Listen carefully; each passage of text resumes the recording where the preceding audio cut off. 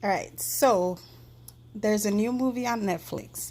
Well, I'm not sure when it was added to Netflix, but it said, 2016. So I'm assuming, because I never seen it on there, but I don't know every movie that's on Netflix. But there's a new movie called Aut- Autopsy of Jane Doe. It just popped up on my homepage, and I said, let me watch it, and it looks pretty good. It's a low budget movie. The movie takes place 98% of the movie takes place in the same location, so it's very low budget, but it was actually very good. It reminds me of The Witch a little bit, just because it was slow. There wasn't a bunch. There was maybe like one or two jump scares, but it wasn't like completely gory and, like regular scary movies. It was a slow kind of creep, kind of scary movie. It was only an hour and a half, I believe, and it was good. Like it didn't drag out. It didn't like throw it in your face of what it was, and it was just leading you to make the conclusion, and then at the end, of course, it came to the conclusion. Now it stars Emil Hirsch, and his name, I mean, I'm familiar with his name, and it opens up at a crime scene, basically, in this house, and there's multiple bodies all mangled and, you know, look murdered. And all of a sudden, in the basement, there's this random body, and it looks completely clean, like it's just white, and everything's still put together. No bruises, no cuts, no nothing, and it was just out of place. So that was the huge mystery of it. So they take it to the like the coroners, and it was a father and son team, and they wanted him to get the cause of death right away. So it's an older guy and his son, and the son was supposed to go out with his girlfriend, but all of a sudden, last minute, this body comes in. So he's like, you know what, I have to help my dad, so I'm gonna stay here, because he was intrigued. So he stays, and he tells his girlfriend to come back in a few hours, because he was expecting to be done in a few hours. And so he gets in, and they start the autopsy. The dad is real, by the book. He knows the proper things to say, the proper ways to do it, and he's still kind of learning.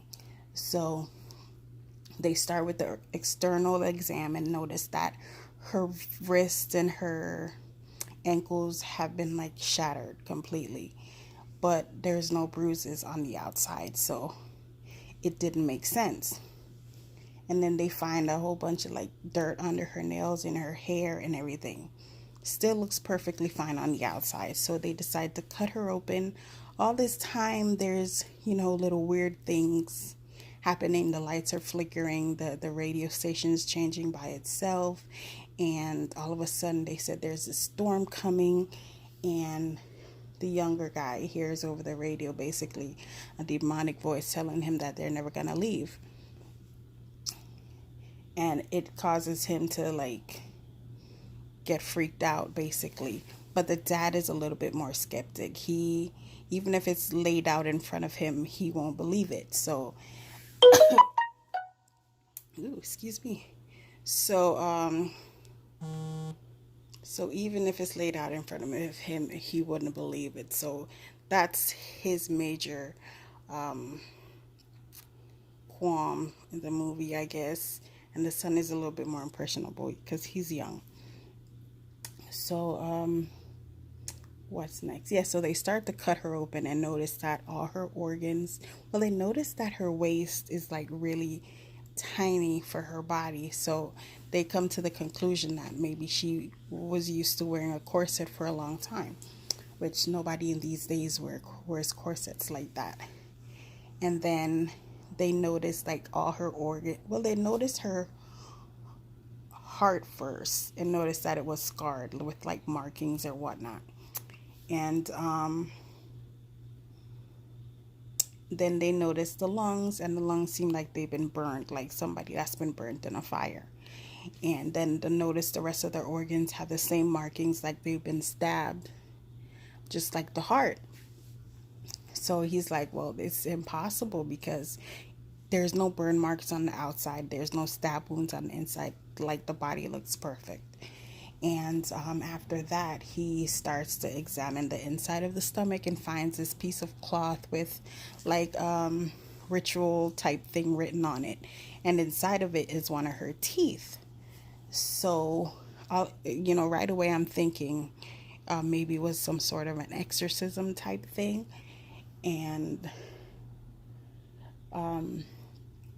once they, after that, after they find it in her stomach, a bunch more weird things start happening. And the dad is like, you know what, let's get out of here because this is too weird. We'll come back in the morning.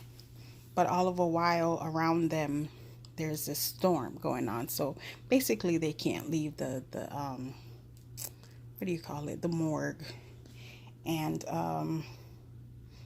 all the dead bodies that was already in the locker started coming out and haunting them, and they're trying to make a break for it, and the elevator's not working, all the power's out, the backup generator comes on, but the elevator is not working properly. So they go back in the office, and then the dad gets attacked by something. We never see what it is. It's just something pulls him back and thrashes him all over the place. And after that, they hear the elevator thing. So they say, yeah, it's finally working. Let's break for it. And they run, and then they get in the elevator and they see one of the dead bodies that had broken out, like creeping down the hallway, coming towards them. So they're pressing the button, trying to get in the elevator. They get in, and while they're trying to close the door, it's creeping closer, and then it shuts down. So there's this huge opening, and the dead guy is creeping closer and closer and closer. So the dad takes the axe when he knows that the thing or the body is right in front of the doors, and he chops with the axe. But then when he looks, it actually turns out to be his son's girlfriend that had come back, which is a huge twist in the movie, which I kind of figured that was going to happen because he did tell her to come back. And it's something that happens in movies a lot, where they think it's one thing and it turns out to be the other. So he chops, realizes it's the girl, and now she's dead. So they get in the elevator, they close the door, and then it breaks down again. So the guy is sitting there, and he's like, you know what, she's never gonna let us leave, and if we stay in here, we're gonna die. So he was like, when we cut open into her, you can tell she was trying to stop it at every point to prevent them from pulling something out of her. So he's like, let's go down there and finish this, because basically she's gonna kill us if we don't. And all this time, she's just laying on the slabs. Everything's open. She hasn't moved one bit, but So they go back in there, and they start opening her. They flip her back open, cut her head off, and he noticed that her brain is perfect. There's no markings, there's no scars, nothing. So he takes a piece and he's looking at it underneath the microscope and realizing that the tissue is still alive. So he's like, this girl is still alive. That's why they can't find any cause of death, because she's still alive, basically. And all within this time, she hasn't moved, not one bit. Her eyes are frosted over. Her tongue's been cut out. A tooth's missing. Wrist and ankle is like broken. Stab wounds on the inside, burned lungs, everything. So the father's thinking, all right, so the piece of cloth they had pulled out of her stomach, he folds it in a particular way, and then he realized that it has a Bible scripture on it, Leviticus 27, I believe, and it's referring to witches. And then the Roman numerals was, I think it said 16 something, so it was in the 17th century, and they put it together that it was from the Salem witch trials. But he was like, there's no way it could be, because her body is like in perfect condition, it doesn't even look like a dead person. So he's like, there's no way. So while they're doing that, more dead people trying to break down the door to come in and stop them. So the guy, the son barricades the door, and the dad realizes, she's out for revenge and she's not going to stop until she gets her revenge. So he goes to her, he whispers to her, just leave my son, basically leave my son and take me. So she exacts her revenge, like broke all his wrists and his ankles, like stabbed him up on the inside and burned his lung. Everything that has been done to her, she did to him, all while her injuries are healing themselves. And you can tell she's coming back to life, basically. And so all that she's doing to the dad, you know, he's like hurting. So he tells his son, what, just take the knife, stab me, and get it over with. So he does that, and you think, yeah, he's free. She got her revenge. She's good. So he hears the sheriff, like knocking on the door saying, "Hey, I'm here," because they had called him earlier to come help them. And he's trying to push the door open. He's like, "Open it, open it." And then he realizes that it's just a trick of the mind, and he falls down like the stairs, and like he's dead now. So basically she killed everybody. And that goes back to the thing on the radio that said, "You're never going to leave here," which came to pass. None of them left because she like killed them. She killed at least 3 people in the morgue. She killed a whole family of people in the house where she was found.